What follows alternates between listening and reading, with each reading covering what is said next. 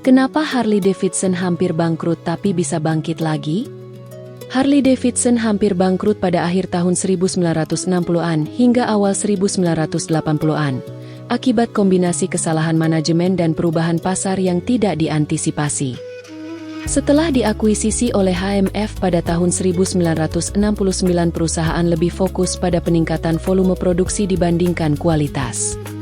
Motor diproduksi lebih cepat namun kontrol mutu menurun. Hal ini menyebabkan banyak keluhan konsumen tentang kebocoran oli dan masalah mesin. Reputasi Harley yang sebelumnya kuat mulai rusak dan kepercayaan pasar menurun secara signifikan. Pada saat yang sama, produsen motor Jepang seperti Honda, Yamaha, dan Kawasaki masuk ke pasar Amerika dengan strategi yang sangat berbeda. Mereka menawarkan motor yang lebih murah, lebih halus, lebih irit, dan lebih andal. Harley-Davidson gagal membaca perubahan preferensi konsumen yang mulai menginginkan motor praktis dan minim perawatan.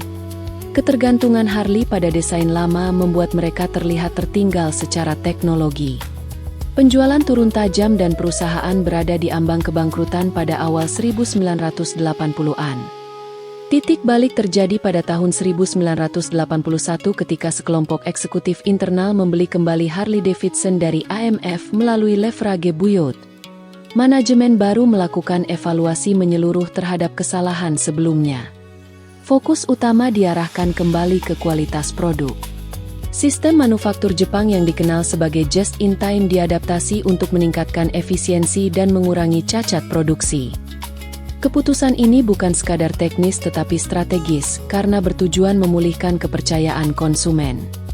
Selain perbaikan internal, Harley-Davidson juga memanfaatkan kebijakan bisnis dan hukum untuk bertahan. Mereka mengajukan perlindungan tarif impor terhadap motor Jepang berkapasitas besar. Langkah ini memberi waktu bagi Harley untuk memperbaiki produknya tanpa tekanan persaingan ekstrim. Di sisi pemasaran, Harley mulai membangun identitas merek yang lebih kuat dengan menekankan warisan sejarah kebebasan dan budaya Amerika. Motor tidak lagi dijual hanya sebagai alat transportasi tetapi sebagai simbol gaya hidup. Kebangkitan Harley-Davidson terjadi karena kombinasi antara pengakuan atas kesalahan masa lalu dan perubahan strategi yang tepat sasaran.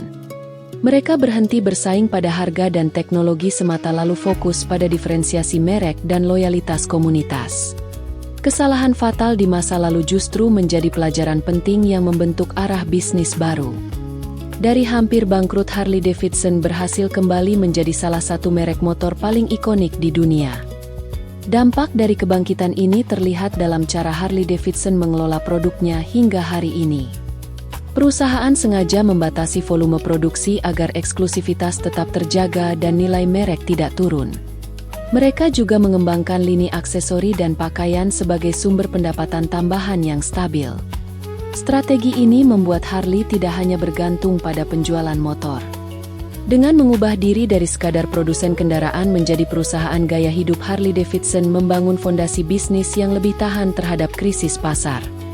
Pendekatan inilah yang memastikan kebangkitan mereka bukan bersifat sementara tetapi berkelanjutan. Namun kebangkitan Harley-Davidson juga disertai dengan risiko baru yang muncul dari ketergantungan pada basis pelanggan lama. Mayoritas konsumen Harley berasal dari generasi yang lebih tua dengan loyalitas tinggi terhadap desain dan karakter klasik.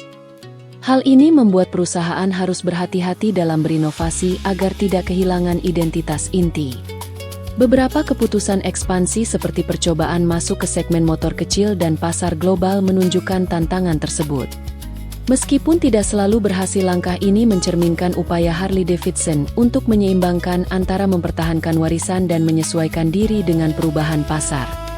Keberhasilan bertahan hingga saat ini menunjukkan bahwa kebangkitan Harley bukan hasil satu keputusan besar melainkan rangkaian strategi yang terus disesuaikan dari waktu ke waktu.